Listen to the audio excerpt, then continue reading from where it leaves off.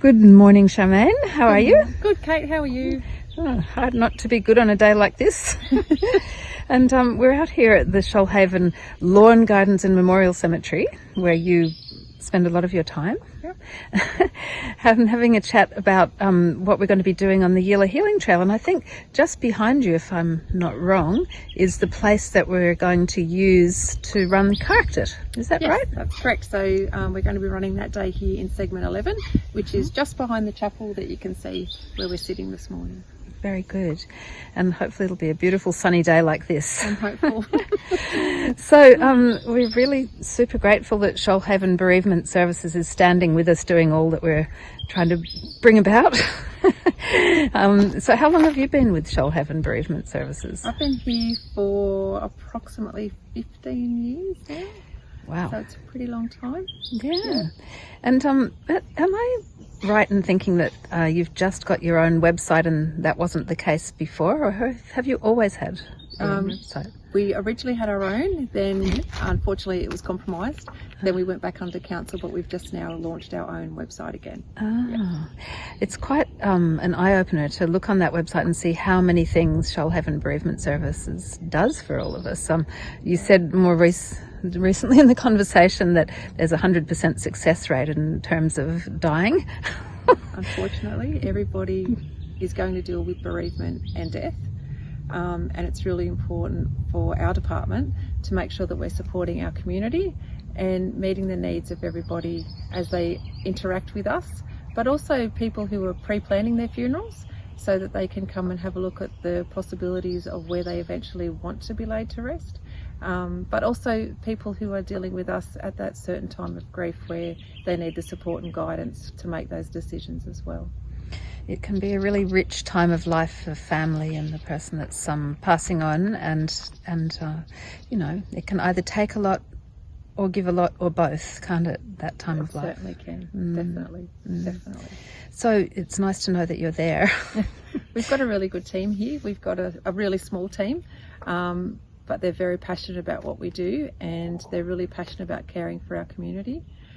They do look after a big portfolio, so we've got 7 active cemeteries and 13 historic cemeteries, and we range throughout the whole of the Shoalhaven from Berry right down past Ulladulla. But they're certainly dedicated, and they want to make sure that we are meeting the needs of families to ensure that their wishes are, one, taken care of, but also guide people who might not necessarily know what they want or where they necessarily want their memorials placed as well. And I guess, like the rest of life, there's a huge range of choices, a huge range of religious backgrounds, and a huge range of lifestyle factors that have to be taken into account. Has your field changed a lot in 15 years? It's changing a lot. We've just seen the introduction of the interment industry scheme, which is setting minimum standards for cemetery management. It's also making sure that we're using more plain language so people can understand easier what the actual offerings are with our facilities, and it's also giving pricing transparency where people can compare on a much easier level one facility to another, so they can make decisions that meet their budgets but also meet the needs of what they want.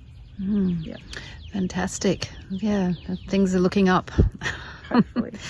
And so we're running 6 different events, I think, during the Yearly Healing Trail that have to do with the end of life. And a lot of people have said, why are you doing that in a wellness festival? You know, what's the point? But I don't know what your thoughts are. I tend to think that the way that you decide to die, your end of life process, is a really important bookend for your life, and getting that right and being conscious about the end of your life really kind of feeds back down into the choices that you make during your life when you're not sick or you're not looking at the tail end. And the other thing too is, I think if we can have those open conversations when people aren't sick, they're more readily willing to have those conversations. But also when the time comes when somebody does die, you already know their wishes, and it's much easier to make decisions when everybody can openly talk about it than making a decision that you're not sure, for example, if someone wanted to be buried or cremated. So if we can promote those conversations and even just plant seeds so that people can maybe think about it and then come back and say, these are my wishes, when the time does come, it makes it much easier for your family and your friends to know that they've fulfilled the wish of what you actually wanted when you died. So I guess on that point, let's invite everybody strongly to come along, and we've got something happening for 6 days straight, so you could make a little festival of the end of life within the Yilla Healing Trail, and we really hope that you do. So again, thank you very, very much for hosting us here. Thanks, Kate, and thank you for asking us to be part of the festival. We look forward to seeing you all there.